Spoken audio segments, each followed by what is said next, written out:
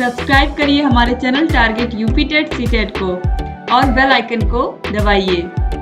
Hello friends, मैं रेनू स्वागत करती हूँ आप सभी भावी अध्यापक एवं अध्यापिकाओं का आपके अपने channel target UP TET CTET में।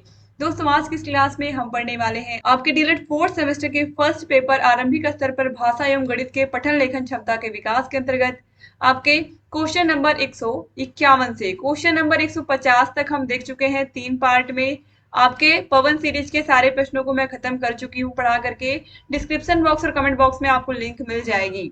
सारे विषयों को पढ़ते रहिए अच्छे से, सारे विषयों के प्रीवियस ईयर क्वेश्चन पेपर्स को भी करते रहिए, सारे विषयों की क्लासेस को भी पढ़ते रहिए, क्योंकि अगर आपको एग्जाम में अच्छा नंबर लाना है तो ये सब चीजें आपको करनी ही पड़ेंगी। तो क्वेश्चन नंबर 151 से शुरू करते हैं। आरोही क्रम, आरोही मतलब बढ़ते हुए क्रम में। इसको याद कैसे रखोगे? किसी लड़की का नाम आरोही ही होगा, अवरोही नहीं होगा। आरोही मतलब वो आगे बढ़े, अपने जीवन बढ़ती जाए, ऊपर बढ़ती जाए, और आगे और ऊपर और ऊपर। इसका मतलब जो आरोही क्रम है वो बढ़ता हुआ क्रम होता है, जिसमें हम छोटे से बड़े की तरफ जाते हैं, इस तरीके से। तो 8 के बाद 6 दे दिया, 6 के बाद 4, 4 के बाद 2, ये तो अवरोही क्रम हो गया। फिर 19 के बाद 17, 17 के बाद 15, 15 के बाद 13। इसमें आप देखिए 19 से 17 छोटा है, फिर 17 से 15 छोटा, फिर 15 से 13 छोटा, ये भी अवरोही क्रम में। लेकिन 7 के बाद 9, 9 के बाद 11, 11 के बाद 13, ये बढ़ते हुए क्रम में, यानी कि यही ऑप्शन सही है, ऑप्शन सा। क्वेश्चन नंबर 152 है। 475 में 4 का स्थान क्या है? तो इकाई, दहाई, सैकड़ा। सैकड़े की जगह पर है, ऑप्शन सा सही हो जाएगा। 2022 के एग्जाम में आप देखिए ये सारे के सारे प्रश्न पूछे हुए हैं। क्वेश्चन नंबर 153 है। निदेशक चिन्ह है, तो निदेशक चिन्ह यहाँ पर आप देखिए ये है ऑप्शन नंबर सा, ये है इस तरीके से, ठीक है। क्वेश्चन नंबर 154 है। 22 गुणे 34 का गुणनफल निकालिए। तो कुछ नहीं करना है, आपको क्या करना है, 22 से गुणा करना है 34 में। तो 2 चौके 8, 2 तियां 6, फिर 2 चौके 8 और 2 तिये 6। तो आप देखिए 8 6 14 और 6 1 7, 748 ऑप्शन नंबर अ यहाँ पर होगा, अ सही हो जाएगा, ठीक है। क्वेश्चन नंबर 155 पे आते हैं। क्वेश्चन नंबर 155 है। भाषा शिक्षण में शारीरिक समस्याएं हैं। भाषा शिक्षण में शारीरिक समस्याएं क्या क्या होती हैं? किसी बच्चे को भाषा का ज्ञान दे रहे हैं, तो दृष्टिकोण, उच्चारण दोष, श्रवण दोष या उपयुक्त सभी। तो राइट आंसर हो जाएगा ऑप्शन नंबर द, उपयुक्त सभी। यहाँ पर होगा दृष्टि दोष, ठीक है, कोण छप गया है, दृष्टि दोष। दृष्टि दोष मतलब बच्चा देखने में असमर्थ है, सही से दिख नहीं रहा उसको, वो सही से उच्चारण नहीं कर पा रहा है। श्रवण दोष यानी कि सुनने में प्रॉब्लम है। तो ये सारी चीजें भाषा शिक्षण में दिक्कत ही पैदा करती हैं। क्वेश्चन नंबर 156 है। श्रुत लेख का क्या अर्थ है? श्रुत लेख, श्रुत मतलब सुनना, लेख मतलब लिखना, यानी कि सुन कर लिखना, जिसे हम आम बोलचाल की भाषा में इमला बोलना कहते हैं, कि टीचर इमला बोल रहे हैं, चलो लिखा जाए, ठीक है, इस तरह से। क्वेश्चन नंबर 157 है। किसी लेख या रचना के अंत में चिन्ह का प्रयोग होता है। किसी लेख या रचना के अंत में जब कोई काव्य, कोई कहानी खत्म होती है लंबी, तो उसके नीचे होता इतिश्री, इस तरीके से ये चिन्ह होता है, ठीक है। इस तरह से चिन्ह बना होता है, आपने देखा भी होगा बहुत सारी किताबों में। आगे बढ़ते हैं क्वेश्चन नंबर 158 पर। ऊंची दुकान फीकी पकवान का क्या अर्थ है? यानी कि देखने में बहुत बड़ा लेकिन है कुछ नहीं, ऊंची दुकान फीकी पकवान।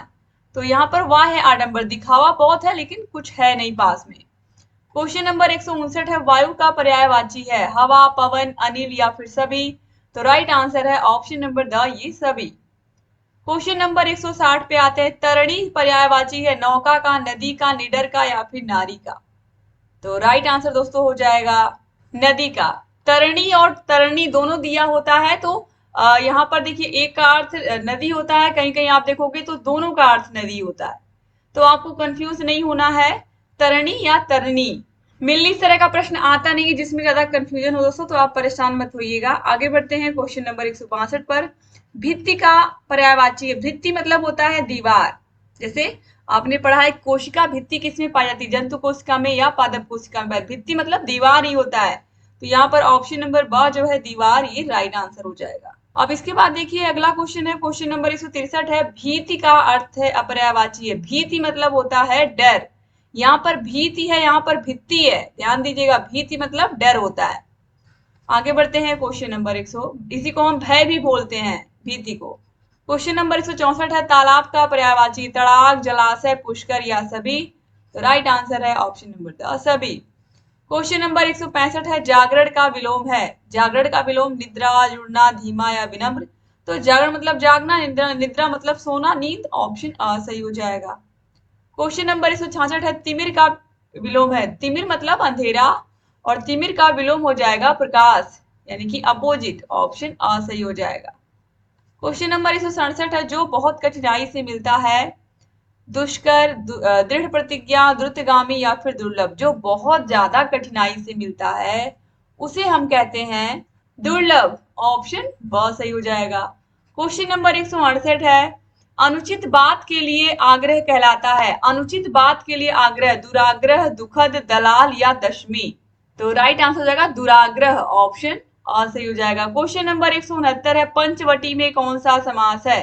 तो पंचवटी में द्विगु समास होता है, क्योंकि यहाँ पर देखिए पंच मतलब 5 संख्या आ रही है। चौराहा में, तिराहा में, नवरत्न में, नवरात्रि में, ठीक है, इन सभी में द्विगु समास होता है। क्वेश्चन नंबर 170 पे आते हैं, नायक में कौन सी संधि है। तो नायक का हम संधि विच्छेद करेंगे तो ये होगा नय धन अकह। तो इसमें हो जाएगा अयादि स्वर संधि, ऑप्शन आ यहाँ पर राइट आंसर हो जाएगा। आगे बढ़ते हैं दोस्तों, अगला क्वेश्चन है, पावकह में कौन सी संधि है। तो पावकह में दोस्तों इसमें भी अयादि संधि है। तो पावकह में पौधन अकह, पावकह। क्वेश्चन नंबर 172 है, यद्यपि संधि विच्छेद है, यदि धन अपि, यद्यपि। तो राइट आंसर यहाँ पर दोस्तों हो जाएगा ऑप्शन नंबर आ, यदि धन अपि। क्वेश्चन नंबर 173 है, तथैव में संधि है। वृद्धि संधि, यण संधि, गुण संधि या फिर अयादि संधि। दोस्तों राइट आंसर यहाँ पर हो जाएगा ऑप्शन नंबर ब, यण संधि। दोस्तों राइट आंसर हो जाएगा ऑप्शन नंबर आ, यहाँ पर सही कर लीजिए, ऑप्शन नंबर आ सही हो जाएगा, वृद्धि संधि। ठीक है, वृद्धि तथा धन एव, तथैव हो जाएगा, ए की मात्रा आ जाएगी। क्वेश्चन नंबर 174 है, पवन का संधि विच्छेद है। पवन का संधि विच्छेद पो धन अन, ऑप्शन नंबर आ जो है यहाँ पर ये राइट आंसर हो जाएगा। क्वेश्चन नंबर 175 है, रविंद्र में संधि है। तो रवि धन इंद्र, रविंद्र, बड़ी बड़ी की मात्रा आ गई, यानी कि ये हो गया दीर्घ स्वर संधि, ऑप्शन अ सही हो जाएगा।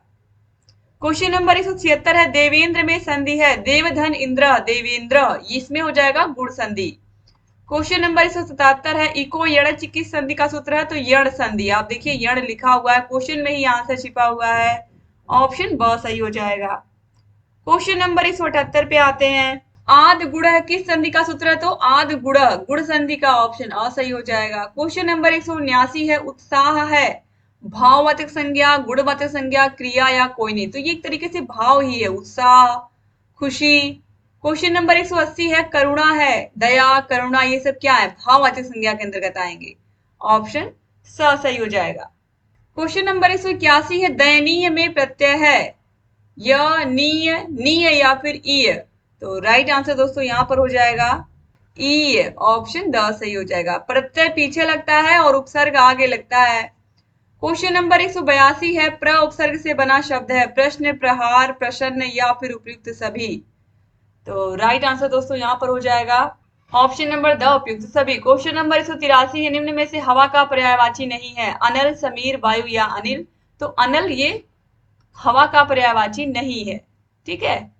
क्वेश्चन नंबर 184, यथाशक्ति में कौन सा समास है। यथाशक्ति में हो जाएगा दोस्तों अव्ययी भाव समास, ऑप्शन अ सही हो जाएगा।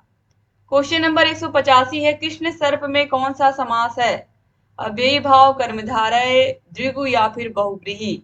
तो दोस्तों राइट आंसर यहाँ पर हो जाएगा ऑप्शन नंबर ब, कर्मधारय समास, क्योंकि विशेषण और विशेष्य की बात हो रही। कृष्ण सर्प, काला सर्प, सांप कैसा है, काला है, उसकी विशेषता बताई जा रही है, तो ऑप्शन ब सही हो जाएगा। क्वेश्चन नंबर 186 है, पीतांबर में कौन सा समास है। तो पीला है अंबर जिसका, अर्थात भगवान विष्णु। यहाँ पर दोस्तों देखिए, तो यहाँ पर देखिए ऑप्शन नंबर बा जो है बहुव्रीहि समास, ये राइट आंसर हो जाएगा। क्वेश्चन नंबर 187 है, माता पिता में कौन सा। माता पिता, भाई बहन, राम लक्ष्मण, सीता राम, राधा कृष्ण, इन सभी में होता है द्वंद्व समास, ऑप्शन ब सही हो जाएगा। क्वेश्चन नंबर 188 है, चतुर्मुख में कौन सा समास है। अब आप देखिए यहाँ पर ये काम इसको बिल्कुल नहीं करना चाहिए। अगर द्विगु समास दे तो बहुव्रीहि नहीं देना चाहिए, बहुव्रीहि दे तो द्विगु नहीं देना चाहिए।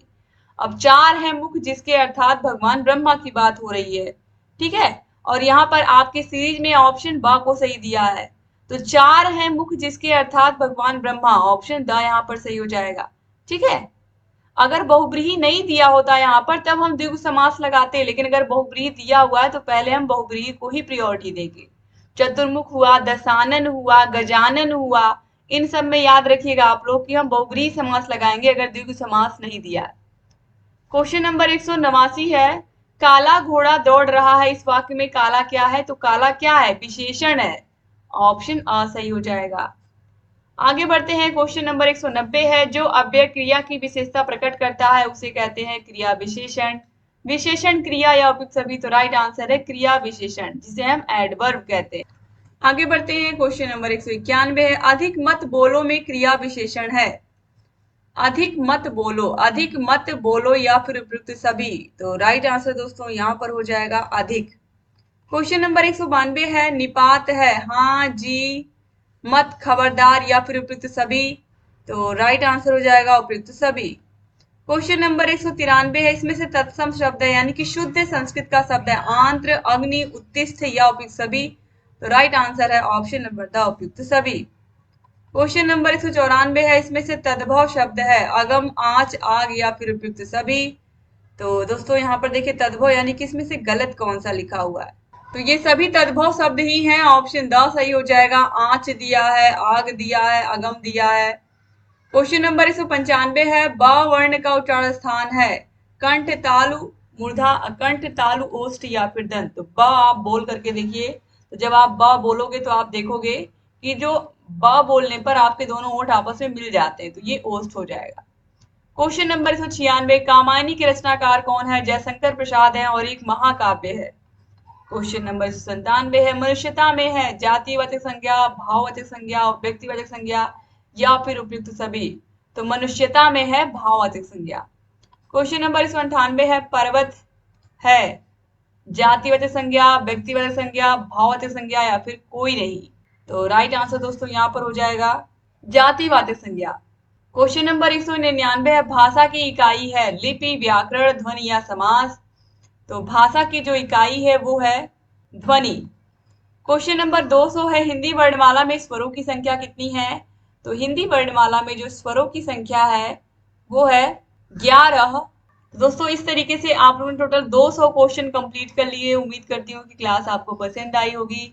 अगर फोर्थ सेमेस्टर के 8 विषयों के हाथों से लिखे हुए आपको नोट्स चाहिए, सारे विषयों की क्लासेस, सारे विषयों की मास्टर क्लासेस, सारे विषयों के चैप्टर वाइज टेस्ट, सारे विषयों की प्रीवियस ईयर क्वेश्चन पेपर्स, ये सब अगर आपको चाहिए तो ये सब आपको मिलेंगे हमारे ऐप अस्तित्व अकेडमी ऐप पर। ऐप की लिंक आपको डिस्क्रिप्शन बॉक्स और कमेंट बॉक्स में मिल जाएगी। Thank you so much class को पूरा देखने के लिए। जहाँ कहीं कोई भी डाउट है हमसे पूछते रहिए, क्लासेस को देखते रहिए और लगातार क्लासेस आप लोग के लिए लेकर के आते रहेंगे। हमारा कॉन्टेक्ट नंबर, इस पर आप कॉल कर सकते हैं, मैसेज कर सकते हैं। तो थैंक यू सो मच दोस्तों।